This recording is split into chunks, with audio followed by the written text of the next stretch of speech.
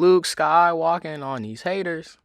Celebrate every day like it's a... I don't know. I just remembered that song right when I started recording. But Kevin Durant is a Houston Rocket. Let's talk about it. What's going on, guys? Welcome back to Boxing One, another discussion video on the channel. 2 days ago, Kevin Durant was officially made a Houston Rocket in exchange for Jaylen Green, Dillon Brooks, 5 second-round picks, and the number 10 pick in the 2024-25 NBA Draft, which is coming up this Wednesday. So tomorrow, at the time of this recording, some exciting stuff to definitely talk about that. Let's break this trade down. What I want to talk about today is whether or not the Houston Rockets now put themselves in contention, whether or not the Phoenix Suns took the right package or maybe made the right trade, and what the future looks like for both teams. Now, I don't want to talk about the Rockets first. Funny enough, I want to talk about the Phoenix Suns first. What are you doing? What are you doing? You have Devin Booker, you have Bradley Beal. You say, you know what, we're going to get 2 more shooting forward / shooting guard guys on our team that's already overloaded in the guard position with guys that cannot actually create offense and facilitate for the team. That's why Chris Paul was such a good fit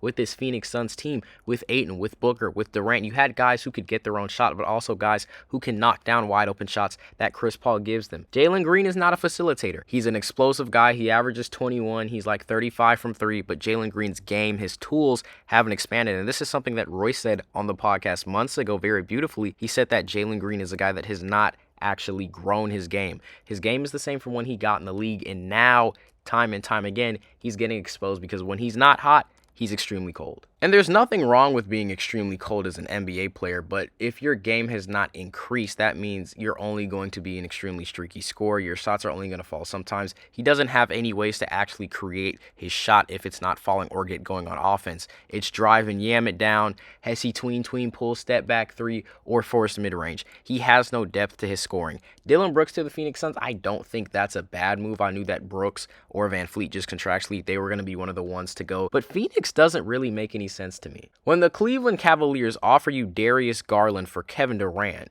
and you know the state of your team without a guard, I think you take it. If the Minnesota Timberwolves offer you Gobert, DiVincenzo, Dillingham, Shannon Jr., and picks, I think you take it. I don't understand why the Phoenix Suns took the worst trade package for Kevin Durant, only if they wanted to honor KD's wishes of going to either Houston, Miami, or San Antonio, but even still, why not command more from the Rockets? Why not try and get Jabari Smith Jr.? Why not try to get more first-round picks? Why not rebuild your capital? KD is a guy that the Rockets clearly wanted, but you only get Dillon Brooks and Jaylen Green? Kevin Durant goes for 1 first-round pick after we see Desmond Bane go for 4? We were just talking about how overbloated the market was going to be, but now it looks like maybe you just need draft capital in the second round. Maybe teams aren't looking for first-round picks as much. It was a very recent or very soon-to-be-used first-round pick, but still, that's not a crazy package. I don't understand what the Phoenix Suns are doing. I don't know why they would have a team with Jaylen Green and Devin Booker, especially since they don't plan on moving Jaylen Green. Maybe they're very high on Jaylen Green if they trade Devin Booker to somewhere like Detroit maybe, but still,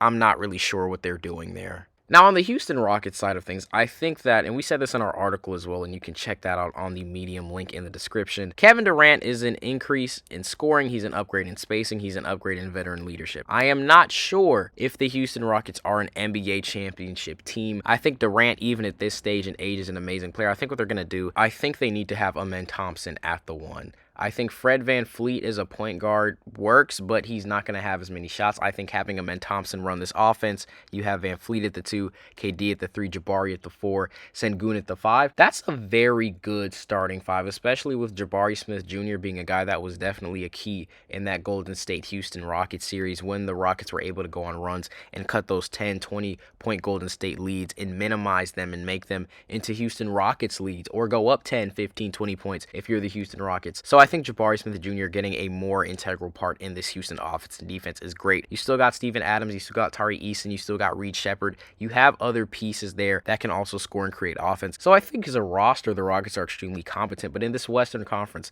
with the Wolves still having their pieces back and maybe trading Gobert for somebody, with teams like the Denver Nuggets looking to retool, with a team like the San Antonio Spurs who, for all we know, could still get Giannis or could still get a guy like a Michael Porter Jr. They could still get other pieces that could definitely elevate them him and Wembanyama, especially if they draft, Malik with the 14th pick and do things like that to become a contender. Imagine a Spurs team with Fox, with Castle, with MPJ, with Wemby, with Malik, or Porzingis is also somebody in the hunt. And then you maybe still have Johnson and Vassell off the bench. Or if you trade them for MPJ, you still got guys like Barnes. You still keep Castle, right? There are teams that definitely still are going to be crazy in the West. The Warriors can retool. The Clippers are still a team that has a lot of depth. They just didn't put it together because those guys didn't perform in Game 7. But a healthy Kawhi Leonard, James Harden, Chris Dunn, etc., they can still do great things. I don't think this trade puts Houston in a championship position. I think it definitely puts them in a second-round exit position now, but their depth is a little bit shaky. They lose a little bit of perimeter defense with Dillon Brooks. Not a lot, but still some perimeter defense was lost.